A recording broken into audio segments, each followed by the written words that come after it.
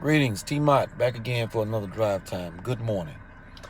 I just got through listening to the remarks from President Trump at the prayer breakfast this morning. And I'm going to tell you something. It was beautiful. It was beautiful. If you have been paying attention to what has been happening for the last 3 years, you would have heard truth being spoken, because all that he talked about, and that was a great deal. But the main focus was on Christianity. Of course, it was a prayer breakfast, but I'm going to just kind of give you a little overview of what all went on. He opened up and he talked about, friends and enemies, allies. Sometimes they're allies. When he made that comment, he was talking about rhinos. He said sometimes the enemy is our ally. He's talking about rhinos in the Republican Party. Case in point, Mitt Romney, a split vote, voted for the abuse of power issue, voted against removal from office. That's when I talk about when you have these rhinos who vote with the Constitution 65% of the time, 75% of the time, some as low as 60% of the time. It is that other 40, or shall I say, that other 20 to 40% when they're voting against the Constitution that kills us. Mitt Romney voting that the president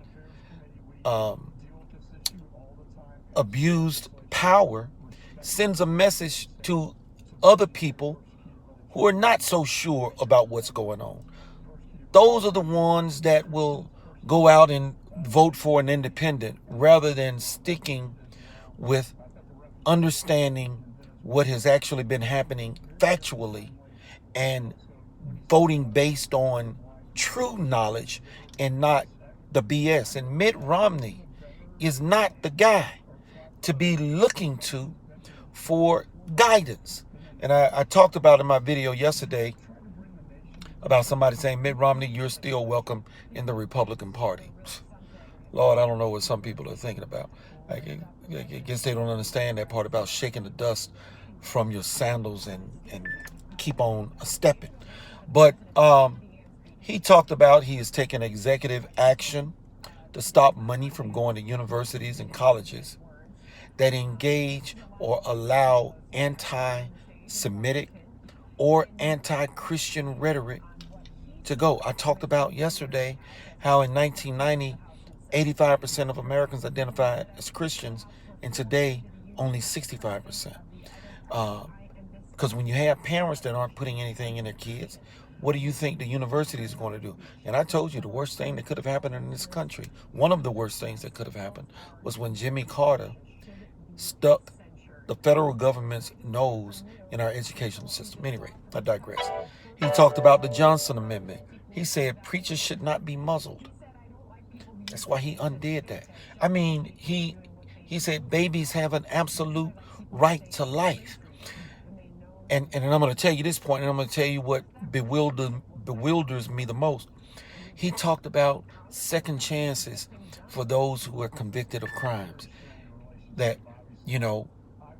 there is such a thing as redemption, and these people deserve a second chance. They get out of prison, nobody will hire them, etc., etc., etc. And 9 months ago, he signed massive criminal justice reform. But here's what gets me about Negroes and Christians. Trump is doing more for Christians, has done more for Christians than any president of the last 50 years. Now, nothing should have been done or had to have been done because of the First Amendment, okay? Religious freedom. But it has been trampled. It has been bastardized, much like the Second Amendment, much like they do with the Fourth and Fifth Amendments when it comes to our rights. People languish in prison for years because they ain't getting a speedy trial, and people are subjected to no-knock search warrants, which are illegal on the face of it. But I know I'm getting off the point. The point I'm trying to make is these people, when they vote against the Constitution, they allow for lower courts by setting precedents with the things that they do at the federal level. They are allowing it to trickle down to the lower courts, and who does it end up impacting? We, the people. All right, look at what's happening in Virginia. But at any rate, Trump talked about these people deserve a second chance, especially if they are making the effort to turn their lives around. But what amazes me the most, with what Joe Biden and Bill Clinton did with the crime bill of 1994, how can Negroes not see or understand this? I had somebody comment on my video last night, name one thing that Trump has done for black people, one piece of legislation. And I said, Lord, have mercy. This person needs to remove his head from his ass and wipe his eyes so that he can see. That's just one. That's just one piece of legislation. But I digress. And then Christians, where the hell are they? Trump said in his prayer that our children, let them be protected. He said that our babies are equal at conception. Well, he didn't say at conception, but we knew he was referring to this blight on this country when it comes to abortion. Where are the Christians? How can they claim to be a Christian and still support people who support and put forth legislation that allows for the killing of babies even in the last month, even at the due date? I can't not understand how a person that claims to be a Christian can do that. I cannot understand how a person, a Negro, cannot understand the policies of Democrats over the years and how they have destroyed the black family, and the fact that Trump has gone in and done some very substantial things for not just blacks, but for women and other minorities as well, and especially Christians. I can't understand how a Christian, because Trump also said, you got these people that come in and they say, oh, I'm praying for you. And he said, and you know they're lying.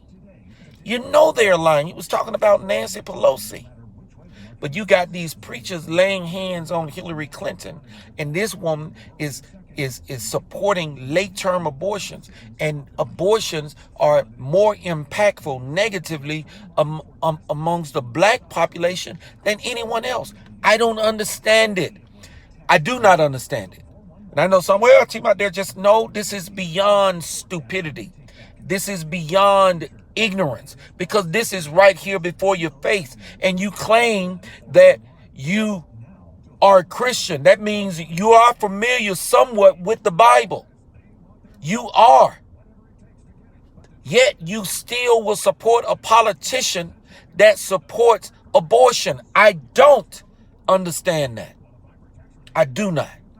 And I need to send this video to some of my preacher friends who can't stand Trump, and they have no clue why. And I don't want to say to them, man, you are as dumb as a sack of bricks, or you are as ignorant as hell, because that is unchristian.